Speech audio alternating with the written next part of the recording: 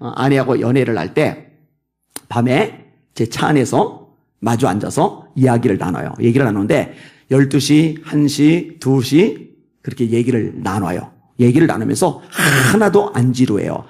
하나도 안 피곤해요. 나중에 헤어지고 난 다음에 피곤이 확 몰려들어요. 그런데요, 사랑한다 그러면서 같이 있는 것이 별로 달갑지 않다. 이건 문제가 있는 거예요. 여러분, 하나님이 여호수아를 사랑하시잖아요. 모세가 내 후계자 누굽니까 했을 때 하나님이 말씀하세요. 여호수아, 그는 나의 영에 감동된 자니. 참 좋잖아요. 근데 여호수아의 중요한 특징 중에 하나가 뭔지 아세요? 여호수아는 회막을 떠나지 아니하니라. 회막을 떠나지 아니하니라.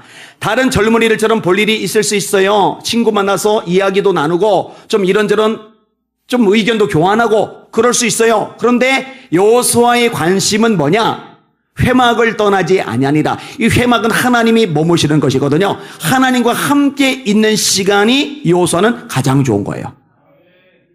왜? 하나님을 뜨겁게 사랑하니까. 다윗이 뭐라고 고백하죠? 내가 여호와의 집에 영원히 살리로다. 하나님을 너무 사랑하니까. 악인의 장막의 유함보다 내 하나님이 전에 문지기로 있는 것이 좋사오니. 왜? 하나님의 전에 하나님이 계시니까. 그게 최고로 좋은 거예요.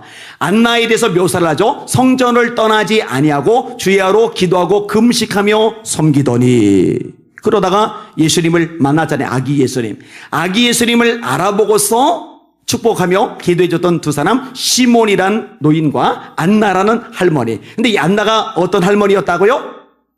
나는 이제 늙었으니까 집구석에서 잠이나 자고 쉬고 해야지, 이게 아니라 성전을 떠나지 아니하고 주야로 기도하고 금식하며 섬기더니. 이게 안나에 대한 묘사이거든요. 하나님을 끝없이 뜨겁게 사랑하는 여러분들 되시기를 예수님의 이름으로 축원합니다.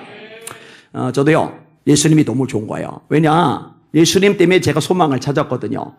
중일제 교통사고로 팔이 잘렸죠. 아버지는 알코올 중독, 도박 중독이죠. 집은 판자촌, 너무너무 찢어지게 가난해서 준비물도 못 사가서 수업 참관도 못하고 밖에서 벌 쏘고 있죠. 악몽은 꼬대죠. 그래서 너무 괴로워서 교회 가서 울다가 예수님을 만났거든요. 예수님을 만났는데 세상에 나를 아껴주고 사랑해주고 위해주는 인간이 아무도 없다고 생각했는데 만왕의 왕 만주의 주 되신 예수님이 나를 사랑하시고 아껴주시고 나를 아시는 거예요. 여러분, 제가요, 누가복음 19장 얘기를 너무 좋아합니다. 삭개오는요, 가슴에 구멍 난 남자예요. 왜? 외로워서. 사람은 관계적인 존재로 창조가 되었기 때문에요, 사랑을 받고 줄 때 비로소 마음이 채워져요. 여러분, 부부 사이도요, 사랑을 주고받지 않으면요, 집구석이 공허해요. 교회도 역시 마찬가지고요. 그러니까 삭개오는 가슴에 얼마나 구멍이 뚫리겠어요. 세리라고 아무도 이름 불러주지 않고, 아무도 삭개오의 집에 와주지 않고, 아무도 삭개오를 자기 집에 초대해 주지도 않고. 근데 소문이 들리는 거예요. 예수님은 존경받는 랍비이심에도 불구하고 세리와 죄인들에게 친구가 돼 주신다는데, 그럼 나 같은 것에게도 친구가 돼 주실까? 기대감이, 일말의 소망이 속에서 꿈틀거리는 거예요. 근데 그 대단하신 예수님이 자기 동네 여리고에 오신대요. 뛰쳐나갔잖아요. 근데 예수님이 슈퍼스타예요. 인기맨이에요. 사람들이 바글바글 둘러서서 따라다니는데 이 삭개오가 비집고 들어가려고 해도 미움받는 존재라 아무도 비켜주질 않는 거예요. 모든 발 뛰고 보려고 해도 키가 작아서 예수님이 보이지 않는 거예요. 그러니까 에휴, 나 같은 놈은 예수님 얼굴 볼 팔자도 안 되나 봐. 그리고 집으로 쏙 들어가 버리는 게 아니라 나는 기어이 예수님 얼굴이라도 볼 거야. 그래서 지나가시는 길 옆에 뽕나무, 돌무화과나무 위로 기어 올라가요. 마을 사람들이 조롱하고 비웃었을 거예요. 저 세리 저놈 또 이상한 짓 한다. 그러던 말든 나무까지 올라가서 잎사귀 제치고 가지 제끼고 위에서 아래로 군중 사이로 예수님의 얼굴을 내려다보려고.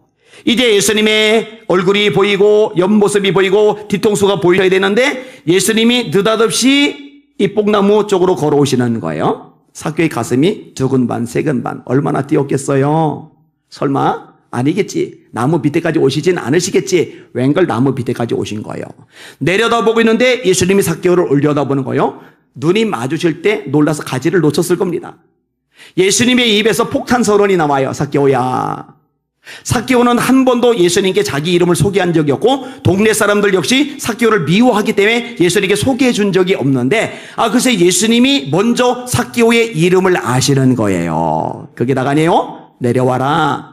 내가 오늘 네 집에 유하여 하겠다. 삭개오의 평생 소원. 누군가 자기 집에 초대했을 때 사람들이 기쁨으로 와서 머물러 주기를 원하는데 아무도 안 그래요. 근데 예수님이 요청하기도 전에, 말을 끄집어내기도 전에, 부탁하기도 전에 삭개오야 내려와라. 내가 오늘 네 집에 유하여 하겠다.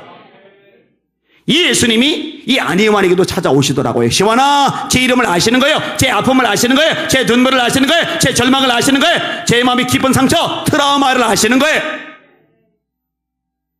그 예수님이 너무 좋은 거예요.